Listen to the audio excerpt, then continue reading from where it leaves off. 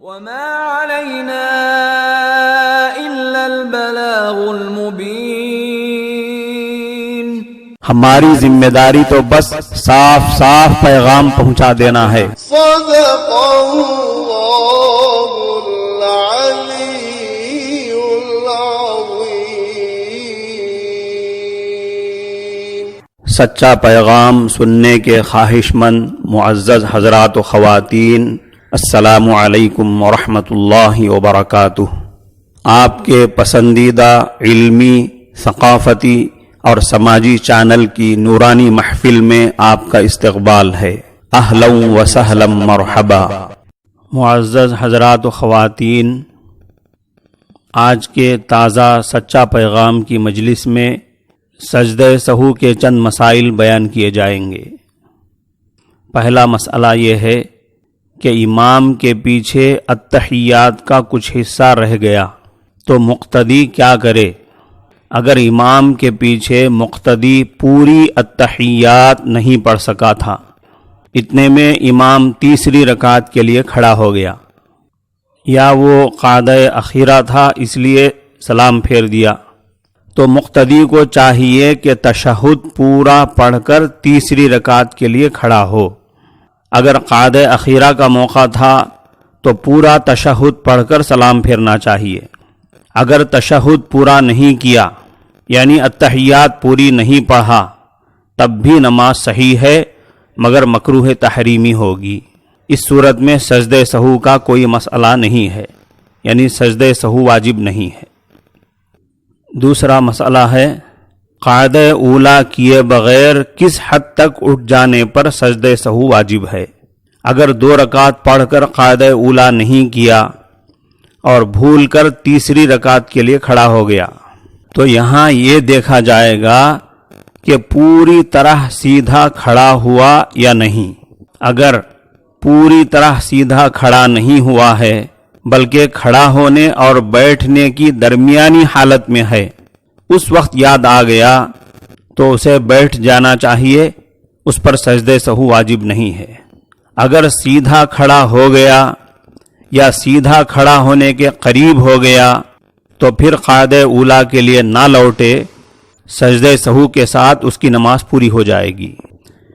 اسی قسم کا ایک اور مسئلہ ہے قاعدہ اولا چھوڑ کر امام کھڑا ہو گیا، پھر لقمہ ملا تو بیٹھ گیا، تو اب امام کیا کرے؟ ایسی صورت میں امام کو چاہیے کہ یاد آ جانے پر یا لقمہ ملنے پر بھی نہ بیٹھے، بلکہ امام خود مقتدیوں کو سبحان اللہ کہہ کر اشارہ دے کہ وہ بیٹھے رہنے کے بجائے کھڑے ہو جائیں، آگے نماز کو جاری رکھیں، آخر میں سجدہ سہو کر کے نماز پوری کر لے. مگر ایسا ہوا کہ مقتدی کے لقمہ دینے پر امام بیٹھ گیا تو اس نے غلط کیا، تاہم سجدہ سہو کے ساتھ اس کی نماز صحیح ہے. معزز شائقین سچا پیغام، اسی کے ساتھ موجودہ وبائی ماحول کے ضمن میں تحفظ دین میڈیا سروسز کے اسپیکر جناب سید فاروق احمد صاحب کی زبانی چند ضروری طبی معلومات اور مفید ہدایات سماعت فرمائیں. خیر دوستو، ابھی ہم کورونا سے اچھی طرح سے نپٹ بھی نہیں پائے تھے کہ ماہرین نے ایک خطرناک اور پریشان کن خبر ہمیں دی ہے کہ ٹی بی پھر سے ساری دنیا میں دھوم مچانے والی، کیونکہ ایک سروے کے مطابق ہر سال ٹی بی کے مریضوں کی تعداد تیزی سے بڑھ رہی ہے اور ٹی بی سے مرنے والوں کی تعداد بھی دیگر بیماریوں کے مقابلے میں کافی تیزی سے گروتھ ہوئی ہے، جو ہمارے لیے کافی تشویشناک بات ہے اور پریشان کن بات. کورونا کے دور میں دنیا بھر میں صحت کی خدمات اور میڈیکل ریسرچ سے جڑے ہوئے لوگ کووڈ-19 سے جدوجہد میں مصروف ہے. ایسے حالات میں وہ پرانی بیماریاں جس کا دنیا میں اثر کم ہوتا جا رہا تھا وہ ایک بار پھر واپس آ رہی ہے. طب یعنی کہ ٹی بی سے متعلق بین الاقوامی سطح پر تعاون کے مطابق کورونا بحران کی وجہ سے لاک ڈاؤن اور دیگر پابندیوں کے نتیجے میں اگلے چند سالوں میں لاکھوں نئے ٹی بی کے مریض سامنے آئیں گے.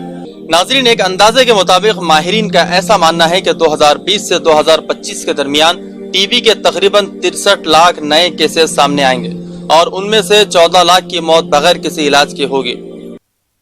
ہم ٹی بی کے روک تھام کے لیے جو بھی کوششیں کر رہے ہیں، کووڈ-19 کی وجہ سے ان میں سے 5 سے 9 سال پیچھے رہ جائیں گے. ٹی بی یوں تو قابل علاج مرض ہے لیکن اس کے لیے مستقل ادویات کی ضرورت ہے۔ اسٹاپ ٹی بی پارٹنرشپ کے ایگزیکٹو ڈائریکٹر لوسیکا دیتو کے مطابق عالمی برادری کچھ بیماریوں کو کس طرح نظر انداز کرتی ہے، اس کی ایک مثال ٹی بی سے واضح ہے۔ کووڈ-19 ایک ایسی بیماری ہے جس کی تاریخ صرف کچھ مہینوں یا دنوں پرانی ہے، لیکن دنیا کے 100 سے زیادہ کمپنیاں صرف اس کی ویکسین تیار کرنے کی کوشش میں لگی ہوئی ہے، جبکہ دوستو دوسری طرف ٹی بی ہزاروں سال پرانی بیماری ہے اور اب تک بالغوں کے لیے اس کی کوئی ویکسین نہیں ہے اور بچوں کے لیے صرف ایک ویکسین موجود ہے۔ ایک زمانہ تھا کہ نمونیا، طاعون اور ٹی بی کی وباؤں سے شہر کے شہر لپیٹ میں آ جاتے تھے، پھر وقت آیا کہ ان بیماریوں پر قابو پا لیا گیا، لیکن ماہرین کا کہنا ہے کہ اب مزاحمت والی ٹی بی کے آنے کے بعد یہ خطرہ پھر سر اٹھا رہا ہے، کیونکہ ٹی بی بہت تیزی سے پھیلنے والی متعدی بیماری ہے۔ یہی وجہ ہے کہ علاقائی یا عالمگیر وبا بننے کی صورت میں یہ ایسی آفت بن سکتی ہے کہ لوگ ایڈز اور کینسر جیسی بیماریوں کی دہشت کو بھی بھول جائیں گے۔ کسی بڑے بحران سے بچنے کے لیے دنیا بھر کی ریاستی حکومتوں اور متعلقہ حکام کو اس کے لیے فوری طور پر ٹھوس حکمت عملی اختیار کرنا ہوگی۔ دوستو، آپ کو کیسے معلوم ہوتا ہے کہ آپ کو ٹی بی ہو گیا ہے یا ٹی بی ہو گئی ہے؟ کوئی ایسا فرد ہے جسے 2-3 ہفتے یا زیادہ وقفے سے کھانسی ہے، اسے پھیپھڑے میں ٹی بی ہو سکتا ہے۔ پھیپھڑے کے ٹی بی کی سب سے زیادہ عمومی علامات میں شامل ہے، جیسے سینے میں درد، کھانسنے کے وقت پھیپھڑوں کے اندرونی حصے سے بلغم، کبھی کبھی خون کے ساتھ بھی خارج ہوتا ہے۔ ٹی بی جراثیم والی ہوا میں سانس لینے سے پھیلتا ہے۔ ٹی بی بیماری میں مریض کو بھوک کم ہو جانا، وزن کم ہو جانا، کمزور اور تھکا ہوا محسوس ہونا، کچھ عرصے سے کھانسی ہونا اور رات میں پسینہ آنا، گردن کے اوپر، بازوؤں کے نیچے یا جانگھوں کے نیچے سوجن ہو جانا جیسی علامات ہو سکتی ہے۔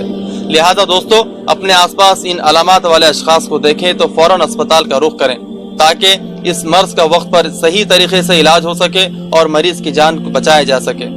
اسی طرح کی خبر بتا کر ہم آپ کو مزید پریشان کرنا نہیں چاہتے، بلکہ ہم چاہتے ہیں کہ آپ ہوشیار رہیں، خبردار رہیں اور احتیاط کریں۔ بارش کا موسم چل رہا ہے، ان دنوں میں سردی، کھانسی، زکام، نزلہ زوروں پر ہوتا ہے، لہٰذا کہیں آپ کو کورونا کے نام پر بھرتی نہ کر دیا جائے۔ اس لیے ہم چاہتے ہیں کہ آپ احتیاط برتیں، کیونکہ آپ سیف رہیں گے تو پریوار سیف رہے گا اور پریوار سیف رہے گا تو ملک کی حفاظت ہوگی۔ معزز شائقین سچا پیغام، یہ سب کچھ آپ نے سنا، لیکن ڈرنے اور گھبرانے کی ضرورت نہیں ہے۔ بیماریاں اور مصیبتیں آتی جاتی رہتی ہیں، عزم و حوصلہ سے کام لیں۔ ضرورت اس بات کی ہے کہ سخت احتیاط کریں، کسی بھی بیماری کی علامتیں نظر آئیں تو فوراً علاج پر توجہ دیں۔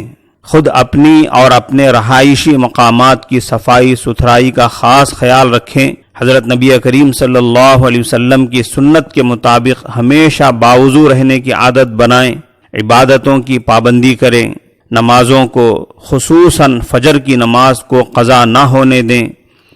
آپ پر جن جن کے حقوق ہیں ان کے حقوق ادا کریں، کسی کا حق نہ ماریں، گناہوں سے توبہ کریں، پھر گناہوں سے دور ہی رہیں، ہر قسم کے شرک سے کوسوں دور رہیں، پھر سب کچھ اللہ کے وعدے کے مطابق یقیناً نارمل ہو جائے گا، زندگی اپنی ڈگر پر لوٹ آئے گی، کاروبار، اسکولیں، مدرسے سب کھلیں گے، انشاءاللہ پھر سے زندگی باغ و بہار ہو جائے گی۔ السلام علیکم ورحمۃ اللہ وبرکاتہ۔